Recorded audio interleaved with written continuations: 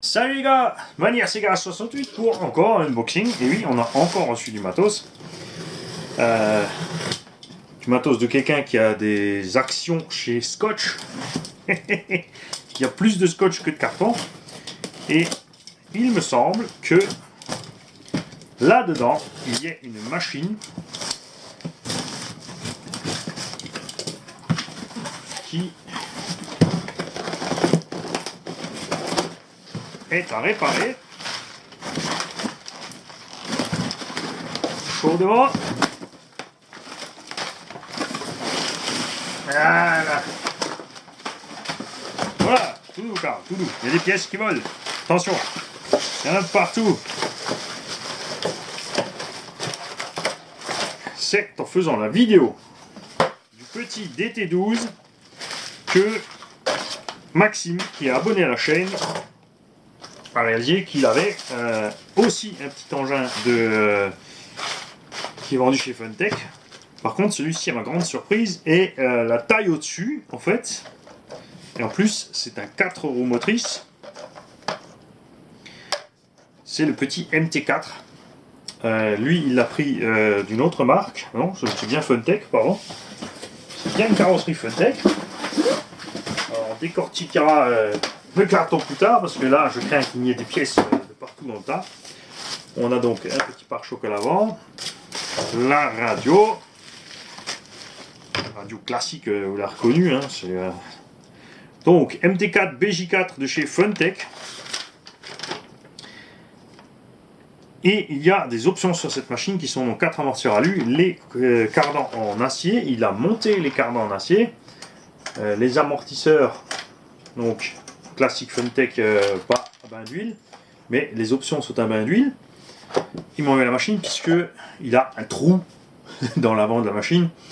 Et il a dit en fait le gamin a percuté un trottoir, il a complètement démoli de l'avant de la machine, et réparer la machine est plus cher que de la changer, donc ça vaut plus le coup. On va se pencher là-dessus, on va voir ce qu'il nous faut, qu'est-ce qui est mort, qu'est-ce qui n'est pas mort. Cet engin est aussi propulsé par un moteur à charbon, donc un RS380. On a par contre ici un servo standard, variateur de 2,4 GHz aussi complet sans antenne, qui fait récepteur en même temps. Par contre clairement une gamme au-dessus, puisqu'ici tout est bien verrouillé, et l'engin fonctionne en fait avec deux batteries type lithium-ion, des grosses lampes de poche. Et je suis vraiment surpris de voir cette machine, merci Maxime, puisque je m'attendais à la version de celui-ci aussi, alors que là on est bien sur la taille au-dessus. C'est un autre modèle, j'ai cru voir, il me semble, ce châssis sur certaines images. Je vais donc aller me renseigner sur la machine, je vais aller voir où on trouve les pièces, on va la démonter, on va la réparer. Et Maxime nous a fait un don de cette machine, et bien entendu, elle sera donc réparée, nettoyée et bien traitée, ma pauvre petite bestiole. D'ailleurs, il y a même encore, oh, il y a le film encore de protection sur la carrosserie. Voilà, c'est vachement marrant. Voilà. Maxime, t'as envoyé une voiture neuve.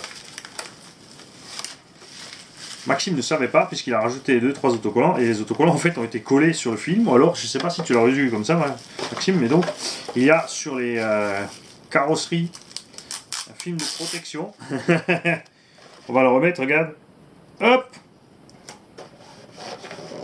tadam, c'est comme neuf.